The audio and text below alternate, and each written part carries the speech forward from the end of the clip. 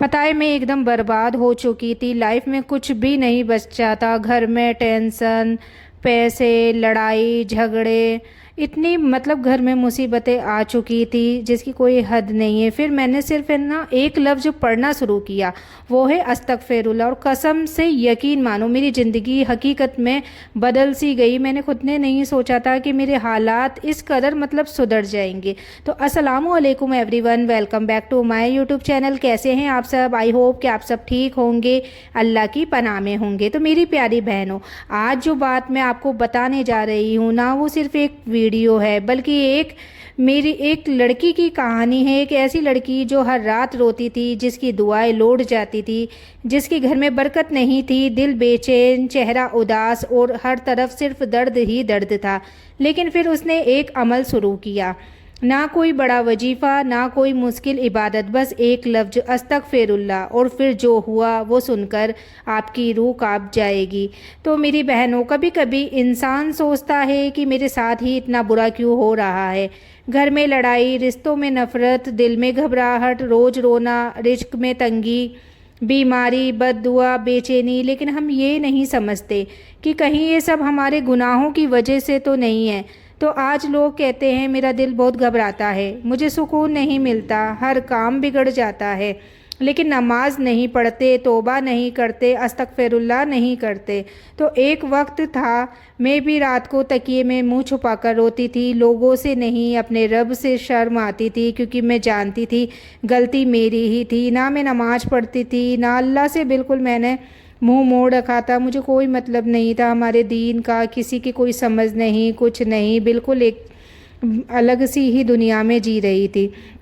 और एक रात पता है मेरा सब कुछ बदल गया। मैं रात में ऐसे ही बैठे बैठे वीडियो देख रही थी। वीडियो देखते देखते ही एक वीडियो मेरे सामने आई, एक आलिम की वीडियो थी। उन्होंने कहा कि उनकी मतलब मैंने उनकी एक लाइन पढ़ी थी, उसमें लिखा था कि जिस इंसान की ज़िंदगी बर्बाद हो रही है वो सिर्फ अस्तगफिरुल्लाह पढ़ना शुरू कर दे।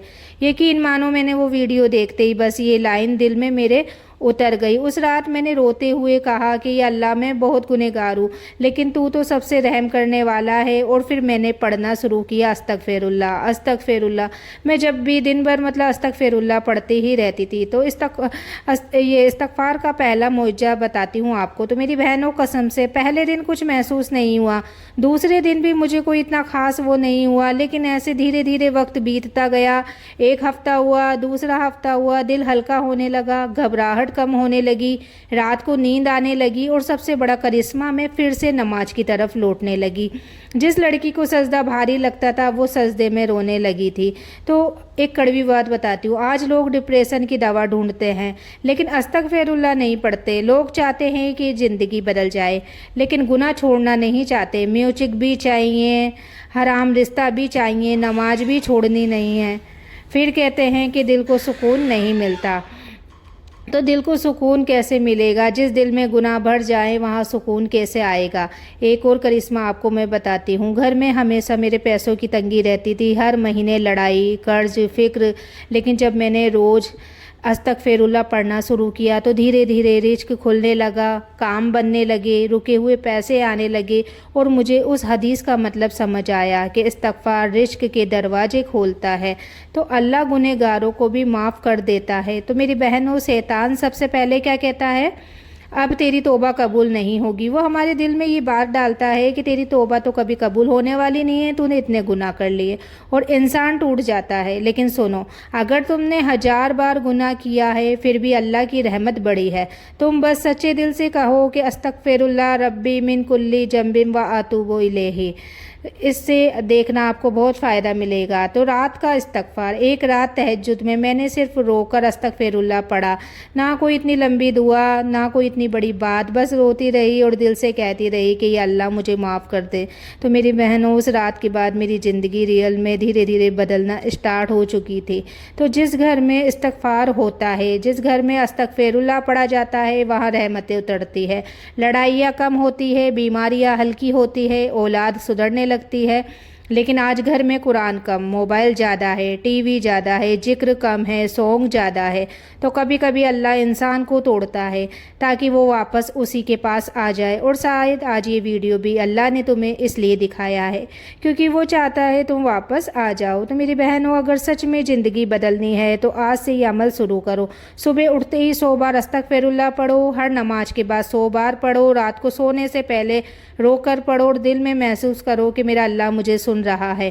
اگر تم بہت ٹوٹ چکی ہو، اگر ہر طرف اندھیرا ہے، کوئی سہارا نہیں بچا، تو آج رات صرف ایک کام کرنا، لائٹ بند کرنا، آنکھوں میں آنسو لانا اور دھیرے سے کہنا استغفر اللہ، قسم سے جس رب نے میری زندگی بدلی ہے وہ تمہاری زندگی بھی ضرور بدلے گا۔ میری بہنوں، کبھی کبھی انسان سوچتا ہے میں نماز بھی پڑھتی ہوں، دعا بھی کرتی ہوں، پھر میری زندگی میں سکون کیوں نہیں؟ لیکن وہ یہ نہیں دیکھتا کہ کچھ گناہ ایسے ہوتے ہیں جو چپ چاپ ہماری زندگی سے برکت کھینچ لیتے ہیں۔ حرام باتیں، لوگوں کا دل توڑنا، ماں باپ کو جواب دینا، جھوٹ، نظر کا گناہ، گانوں کی عادت، اور پھر انسان کہتا ہے یا اللہ میری دعا قبول کیوں نہیں ہوتی؟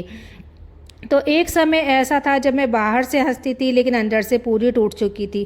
لوگوں کو لگتا تھا میں خوش ہوں لیکن صرف میرا اللہ جانتا تھا کہ میں ہر رات کتنی روتی تھی، کبھی تکیے کے اندر منہ چھپا کر روتی، اور پھر ایک دن دل سے آواز آئی کہ تو لوگوں سے نہیں اپنے رب سے دور ہو رہی ہے، اور اس دن سے میں نے اپنے گناہوں کی توبہ کرنا اسٹارٹ کر دیا، استغفر اللہ پڑھنا اسٹارٹ کرا۔ میری بہنوں، بہت لوگ استغفر اللہ صرف زبان سے پڑھتے ہیں لیکن جس دن یہ دل سے نکلتا ہے اس دن عرش تک ہلچل مچ جاتی ہے۔ اس رات میں نے رو کر کہا کہ یا اللہ میں تھک گئی، مجھے معاف کر دے، اور پھر میں صرف پڑھتی رہی استغفر اللہ۔ اتنا روئی کہ یہ سمجھ لو بس روتی رہی، پوری رات میری روتی سے ہی گزری۔ تو پھر اچانک میرے دل کی بے چینی کم ہونے لگی، جو فالتو کی باتیں تھی، ڈپریشن تھا، وہ دھیرے دھیرے ختم ہونے لگا۔ پہلے میں ہر چھوٹی بات پر ٹوٹ جاتی تھی، ہر دل میں عجیب سا سکون آنے لگا اور مجھے احساس ہوا کہ اللہ نے میری توبہ سن لی ہے۔